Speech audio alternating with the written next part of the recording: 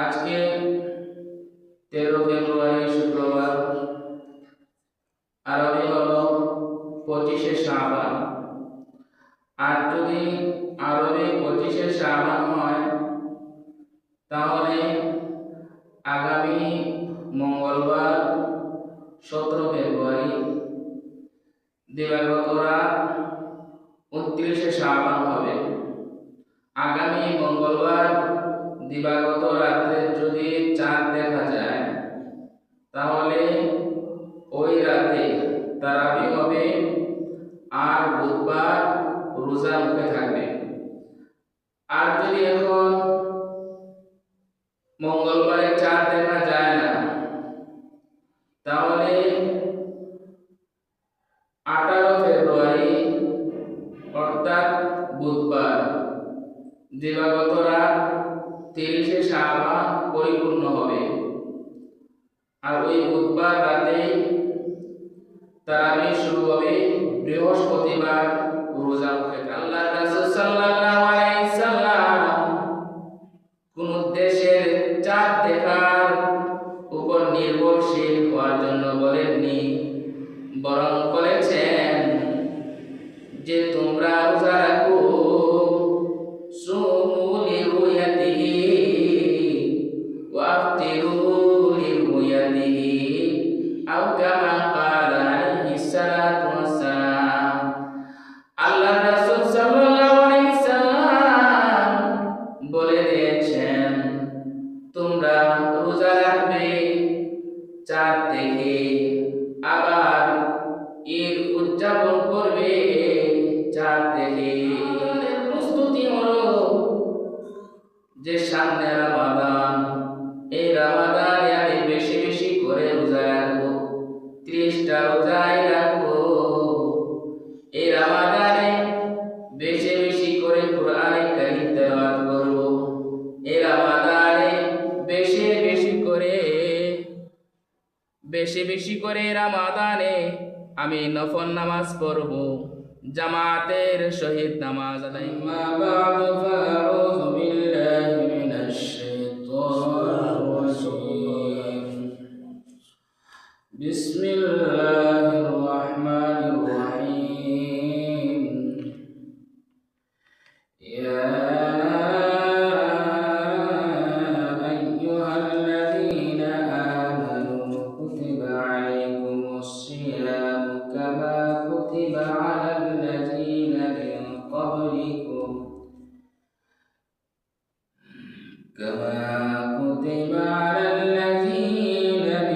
ক্বাবলিকুম লা'আল্লাকুম তাত্তাকুন। وقال رسول الله صلى الله عليه وسلم أحشوا هلال شعبان برمضان. وقال رسول الله صلى الله عليه وسلم من ابتلى يوما من رمضان من غير رخصة ولا مرض لم يقضه صوم الدهر كله وإن صامه أو كما قال عليه الصلاة والسلام. صلى الله على سيدنا ومولانا محمد وعلى آله وأصحابه وسلم. صلى الله على سيدنا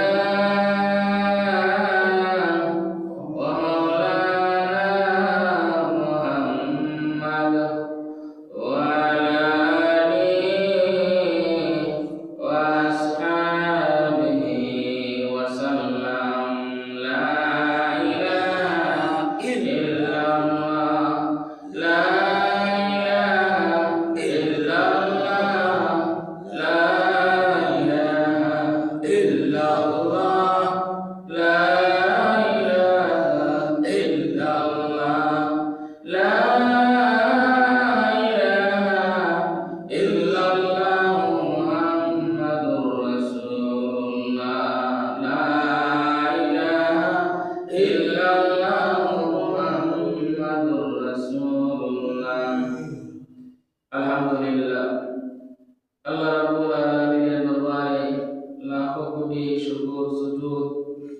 যে মহান রব আপনাকে আমাকে দুনিয়ার বিভিন্ন কাজ কর্ম থেকে ফারিগ করে আল্লাহর ভয়ে আসার, বসার, কথা বলা ও শোনার তৌফিক দিয়েছেন, সেই জন্য মালিকের শুকর আদায় করছি আলহামদুলিল্লাহ।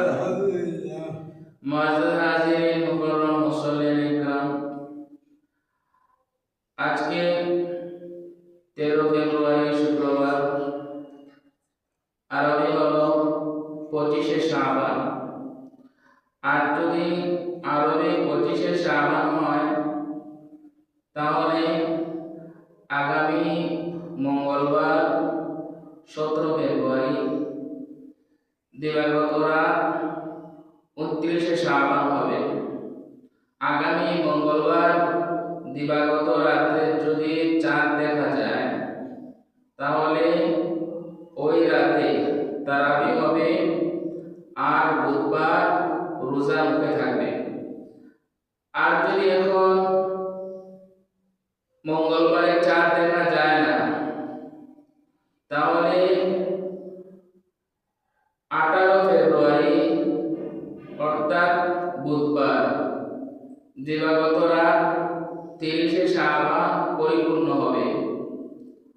আর ওই বুধবার রাতে তারাবি শুরু হবে, বৃহস্পতিবার রোজা মুখে থাকবে।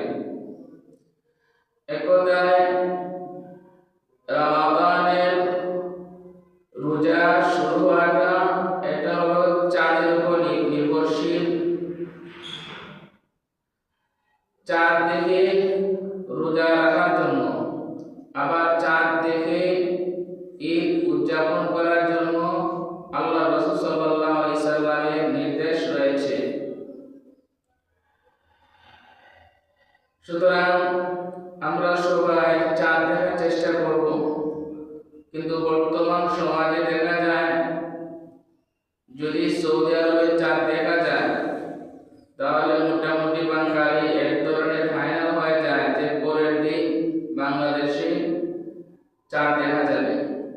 এটা উচিত নয়, বরং আমাদের জন্য উচিত হলো চাঁদ দেখার অপেক্ষা করা।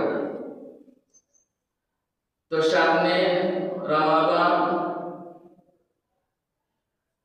আমাদের করণীয় কি? আমাদের করণীয় হলো রমাদানের প্রস্তুতি নেওয়া।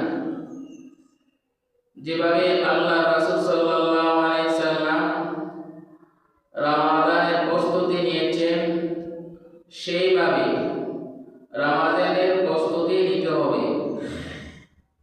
রমাদানের প্রথম প্রস্তুতি যেটা আল্লাহ রাসূল সাল্লাল্লাহু আলাইহি সাল্লাম শিখিয়েছেন যে বেশি বেশি দোয়া করা।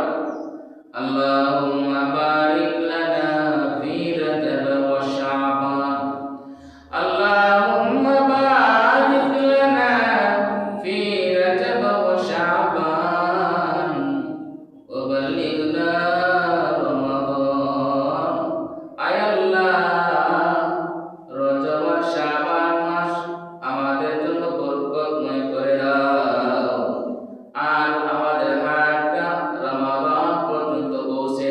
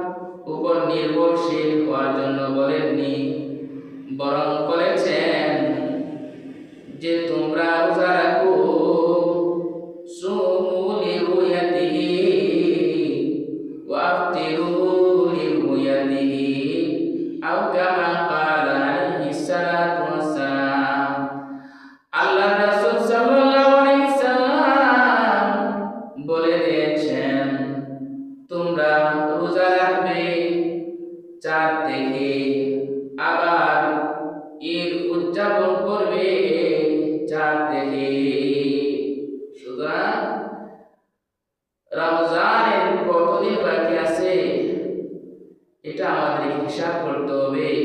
শাবানের কয় তারিখ এটা আমাদেরকে হিসাব করতে হবে। এটা হলো রমাদানের প্রস্তুতি। রমাদানের প্রস্তুতি আর কি? রমাদানের প্রস্তুতি হলো যে সামনে রমাদান, এই রমাদানে আমি বেশি বেশি করে রোজা রাখবো, 30টা রোজাই রাখবো। এই রমাদানে বেশি বেশি করে কোরআন কারীম তেলাওয়াত করব। এই রমাদানে বেশি বেশি করে রমাদানে আমি নফল নামাজ পড়ব, জামাতের সহিত নামাজ আদায় করব।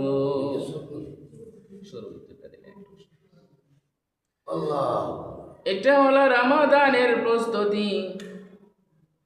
রমাদানের প্রস্তুতি হলো এটা যে রমাদানের আগে আপনার আমার যত কাজ আছে, যত ঝামেলা আছে, ওই সমস্ত ঝামেলাকে মিঠাইয়া দেব। আর রমাদানকে আমি ফ্রি করে রাখবো, যাতে করে আল্লাহর গোলামি করতে পারি। কারণ রমাদান হলো শাহরুন মুআজ্জামুন, রমজান মাস হলো এক বরকতময় মাস। রমাদান মাস হলো এক ফজিলতপূর্ণ মাস। ওয়া শাহরুন তাদিলু নাফলুন ফারিদাতান ফিমা সিওয়া। ওয়া শাহরুন তাদিলু ফারদুন 70 ফারিদাতান ফিমা সিওয়া। রমাদান মাস হলো এমন একটা মাস, যদি কোনো আল্লাহর বান্দা, এই আল্লাহর রাস্তায় তোরা মাইতে না খান বাড়িতে হইতাম, মাতলে মনোযোগ যায়, বাদে খিতা হইতাম ভুলি যায়।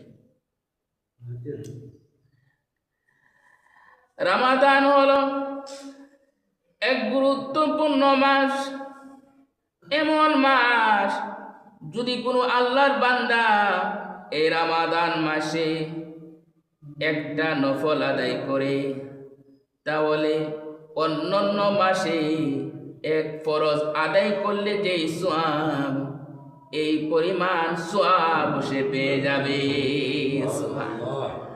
আর কোন আল্লাহর বান্দা যদি এই রমাদান মাসে একটি ফরজ আদায় করে, তাহলে অন্যান্য মাসে 70টা ফরজ আদায় করলে যেই সওয়াব, এই রমাদানে একটা ফরজ আদায় করলে সেই পরিমাণ সওয়াব আল্লাহ রাব্বুল আলামিন বান্দার আমল নামায় লিখে দিবে।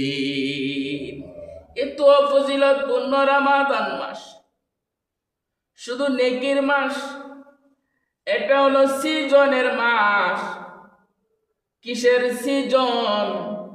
নেকি কামানোর সিজন।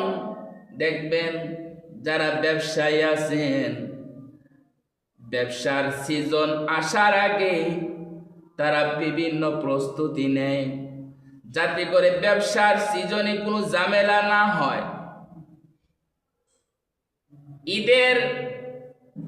ঈদের সময় বেচা কেনা করার জন্য, দোকানে বসার জন্য যায়, ঝামেলা থেকে ফারেক হয়ে যায় ব্যবসায়ীরা।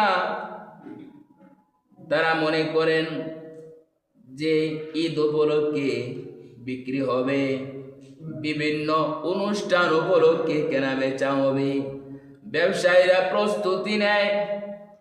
তদ্রূপ ভাবে রমাদান হলে এমন, রমাদানের জন্য প্রস্তুতি নিতে হবে যে সামনে রমাদান, ওই রমাদান মাসে আমি বেশি বেশি করে আল্লাহর গোলামি করব। ওই রমাদান মাসে আমি আল্লাহকে সন্তুষ্ট করবই। ওই রমাদান মাসে আমি আল্লাহ থেকে ক্ষমা চেয়ে নিবই। ওই রমাদান মাসে একটা রোজাও ছাড়ব না।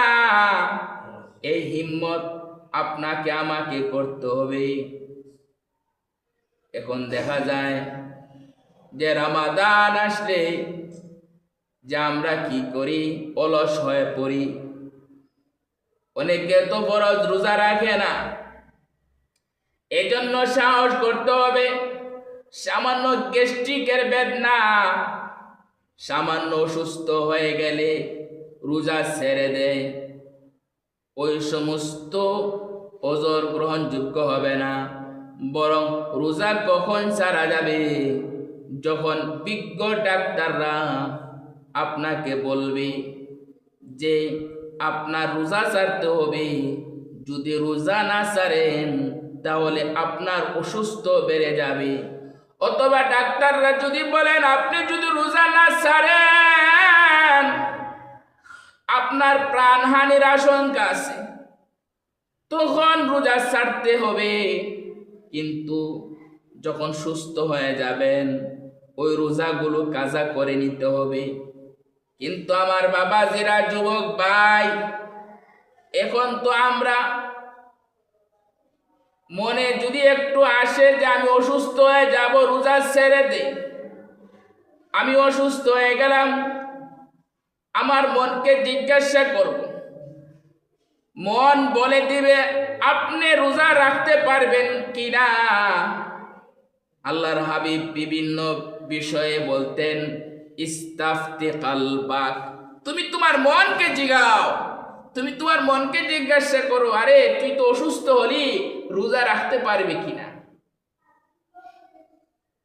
হিম্মত করতে হবে, সাহস করতে হবে। বলা হয় আল হিম্মাতু হিয়াল ইসমুল আযম, হিম্মত হলো ইসমে আজমের নাম। অর্থাৎ ইসমে আজম যেভাবে খুব পাওয়ারফুল, তদ্রূপ ভাবে হিম্মত বা মনের সাহসটা খুবই গুরুত্বপূর্ণ। একজন যদি সাহস করে যে আমি ওই জিনিসটা কিনবই, দেখবেন সে কিনে ছাড়বে। একজন যদি সাহস করে আমি প্রবাসে যাবই, হিম্মত করে রে, আল্লাহর হুকুমে সে প্রবাসে চলে যায়। একজন যদি হিম্মত করে মনে মনে দৃঢ় সংকল্প করে আমি ওই কাজটা করবই, দেখা যায় ওই কাজটা হয়ে যায়। হিম্মত লাগবে। ইসমে আজমের মতো হলো হিম্মত। অর্থাৎ ইসমে আজম যেভাবে পাওয়ারফুল, তদ্রূপ ভাবে হিম্মতটাও পাওয়ারফুল, মনের সাহসটাও পাওয়ারফুল। মনের সাহস রাখতে হবে যে আমি রোজা রাখবই। হিম্মত। ইসমে আজম কি? ইসমে আজম হলো একটা দোয়া, যেই দোয়া করে আপনি আল্লাহর কাছে যা চাইবেন তাই পাইবেন, মিস হবে না, গুলি মিস হবে। কিন্তু ইসমে আজম পরে যদি আপনি দোয়া করেন, এই দোয়া আল্লাহ বিফলে দেন না। হুজুর ইসমে আজমটা শিখা, ইসমে আজম হুজুরেরও জানা নেই। ইসমে আজম এমন একটা দোয়া, যে দোয়াটা জানা নেই। একটা সময় ছিল আমাদের বুজুর্গরা ওই দোয়াটা জানতেন, অনেকে জানতেন। এটা ব্যাপকভাবে প্রসার হয়নি, এটা সবার সামনে আসেনি। কারণ এটা এমন দোয়া যদি সবাই শিখি তাহলে একটু মনোমালিন্য হলে একজন অপরজনের বিরুদ্ধে শুধু বদদোয়া দিবে। এজন্য ইসমে আজম লুকিয়ে রাখা হয়েছে। এক ছাত্র উস্তাদকে বললেন, হুজুর আমি ইসমে আজম শিখতে চাই। উস্তাদ বললেন, বাবা তুমি ইসমে আজম শিখে সহ্য করতে পারবে না, ইসমে আজম ধারণের ক্ষমতা তোমার নেই। কারণ ইসমে আজম শিখতে হলে অনেক ধৈর্য লাগে, অনেক কিছু লাগে, সেই যোগ্যতা তোমার নেই। সুতরাং তুমি ইসমে আজম শিখতে পারবে না।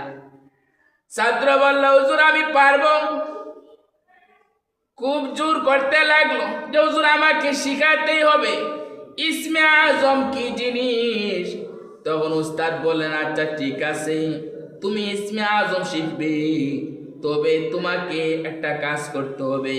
আজকে সারা দিন ওই যে 3 মাথার মুখ আছে, রাস্তার মুখ আছে, ওই রাস্তায় তুমি দাঁড়িয়ে থাকবে।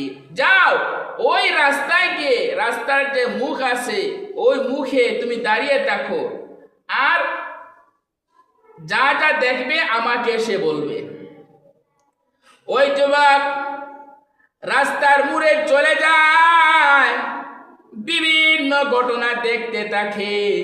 এমন সময় ওই যুবকের চোখে আসে যে একজন বৃদ্ধ লাকড়ি আনতেছেন গাড়ি চালিয়ে, ঘোড়ার গাড়ি বা অন্য কোনো গাড়ির মাধ্যমে লাকড়ি আনতেছে। এমন সময় এক যুবক আসে, এসে ওই যুবক বৃদ্ধকে মারধর করে সমস্ত লাকড়ি ছিনায় আনে। ওই যুবক এই ঘটনা ঘটানোর পর ওই ছাত্র উস্তাদের কাছে আসলো ইসমে আজম শিখার জন্য। বলল, হুজুর আপনি শর্ত দিয়েছিলেন রাস্তার মোড়ে দাঁড়ানোর জন্য, আমি দাঁড়িয়েছি, এখন আমাকে ইসমে আজম শিখান। উস্তাদ বলল, আচ্ছা ঠিক আছে, তুমি ওই রাস্তার মোড়ে কি দেখেছো? তখন ছাত্র বলল, হুজুর আমি দেখেছি অনেক ঘটনা, এর মধ্যে উল্লেখযোগ্য একটা ঘটনা হলো, দেখলাম একজন বৃদ্ধ লাকড়ি আনতেছে, সে এগুলো বিক্রি করবে। বৃদ্ধ মানুষ কিন্তু এক যুবক, তাকে মারধর করে লাকড়িগুলো ছিনিয়ে নেয়। উস্তাদ বললেন, আচ্ছা ঠিক আছে, তুমি যদি ইসমে আজম জানতে তাহলে কি করতে? তখন যুবক বলল, হুজুর যদি আমি ইসমে আজম জানতাম তাহলে ওই জালিমের বিরুদ্ধে, ওই যুবকের বিরুদ্ধে বদদোয়া করতাম, কারণ সে লাকড়ি নিয়েছে তো ঠিক আছে মেনে নিলাম, কিন্তু একজন বৃদ্ধ মানুষকে মারা এটা কত বড় অন্যায়, আমি এটা সহ্য করতে পারিনি। হুজুর আমি যদি ইসমে আজম জানতাম তাহলে ওই যুবকের বিরুদ্ধে বদদোয়া করতাম। তখন হুজুর বললেন, আমার বাবা তুমি জানো আমি ইসমে আজম ওই বৃদ্ধ থেকে শিখেছি। সুবহানাল্লাহ। ঘটনা বুঝতেছে কেমন ছিলেন আমাদের বুজুর্গরা, কেমন ধৈর্যশীল ছিলেন। তাহলে বলতেছিলাম সামনে রমাদান, রোজা রাখার জন্য দৃঢ় হিম্মত করতে হবে। যদি হিম্মত করি, মনে মনে দৃঢ় সংকল্প করি আমি 30টা রোজা রাখবই, তাহলে আপনার এই যে মনে মনে সংকল্প করেছিলাম, ওই সংকল্পের কারণে আল্লাহ রাব্বুল আলামিন 30টা রোজা রাখা আমাদের জন্য সহজ করে দিবে। সংকল্প করতে হবে, এটা হলো মেয়ে। আমাদের তো সংকল্প নেই।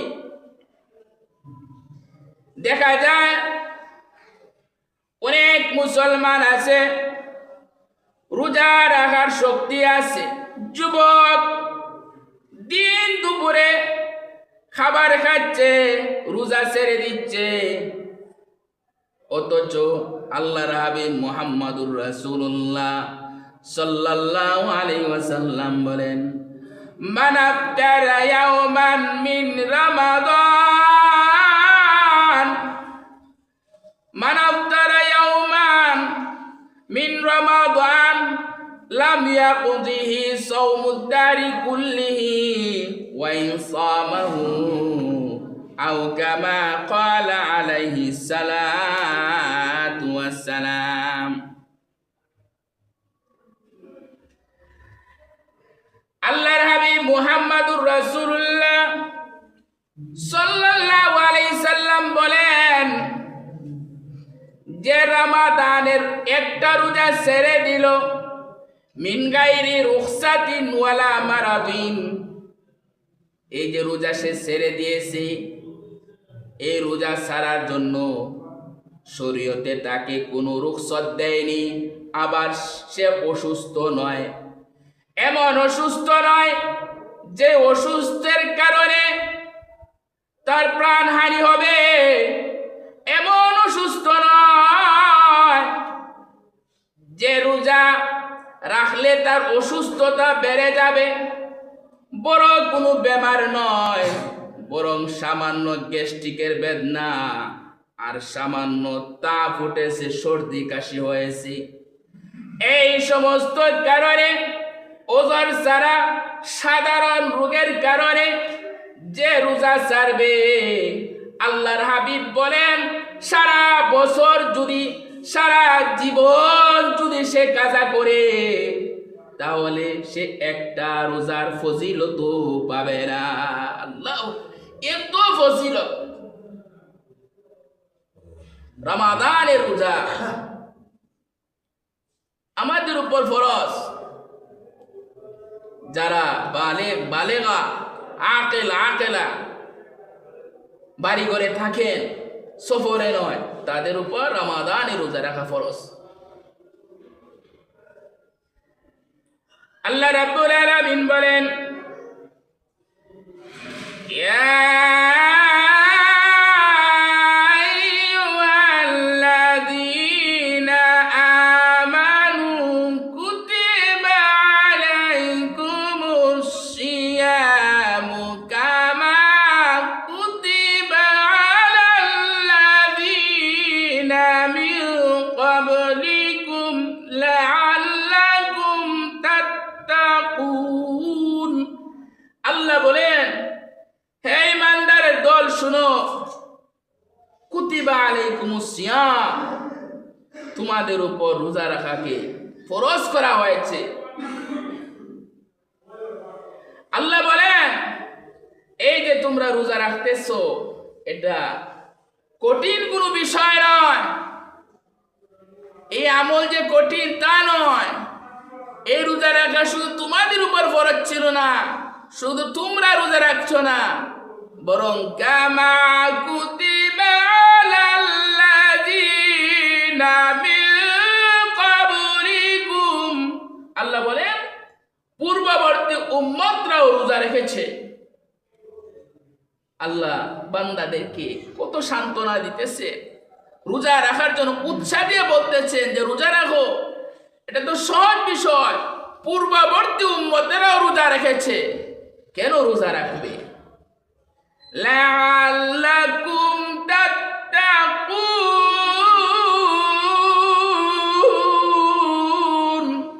তোমরা কেন রোজা রাখবে? যাতে করে তোমরা মুত্তাকি হতে পারো, আল্লাহ ভীরু হতে পারো। এই আয়াত দ্বারা রোজা রাখার বড় একটা ফায়দা যে রোজা রাখলে মুত্তাকি হওয়া যায়, ফরজ বিধান পালিত হয়, কিন্তু আবার মুত্তাকি হওয়া যায়। এর জন্য দেখবেন যে সুন্দরভাবে রোজা রাখে, রোজার মধ্যে কোনো ঝামেলা থাকে না, সে মুত্তাকি হয়ে থাকে। রমাদানের রোজা বাদ দিলাম, দেখবেন যারা বেশি বেশি নফল রোজা রাখে তারা আল্লাহ ভীরু হয়, তারা আল্লাহর নৈকট্য লাভ করে। যারা বেশি বেশি রোজা রাখে, ও কিভাবে? একজন মানুষ যখন রোজা রাখবে, সারাদিন খাবে না, তখন তার মুখ দিয়ে অযথা কথা বাহির হবে না। গুনার একটা বড় মাধ্যম হলো জবান। আল্লাহ হাবিব বলে দিয়েছেন, যে ব্যক্তি দুইটা অঙ্গের হেফাজত করবে, আমি রাসূল তার জন্য জান্নাত পাওয়ার ওয়াদা দিলাম। সুবহানাল্লাহ, এটা হলো মূল কথা। এর মধ্যে একটা হলো জবান আর একটা হলো লজ্জাস্থান, যে দুই অঙ্গের হেফাজত করবে। তো কেউ যখন রোজা রাখবে, তার জবানের হেফাজত হবে, কারণ যখন পেট খালি থাকবে, মুখ দিয়ে অযথা কথা আসবে না, কোনো গীবত আসবে না, কোনো শেকায়েত আসবে না, কোনো মিথ্যা কথা আসবে না। যা আসবে এমন কথা আসবে যেটা ফায়দাজনক। এজন্য আল্লাহ বলেন তোমরা রোজা রাখো লাআল্লাকুম তাত্তাকুন। রোজা রাখা একটা কর্তব্য এবং ফরজ। পাশাপাশি এই যে সামনে রমাদান আসছে, কয়টা বাজে?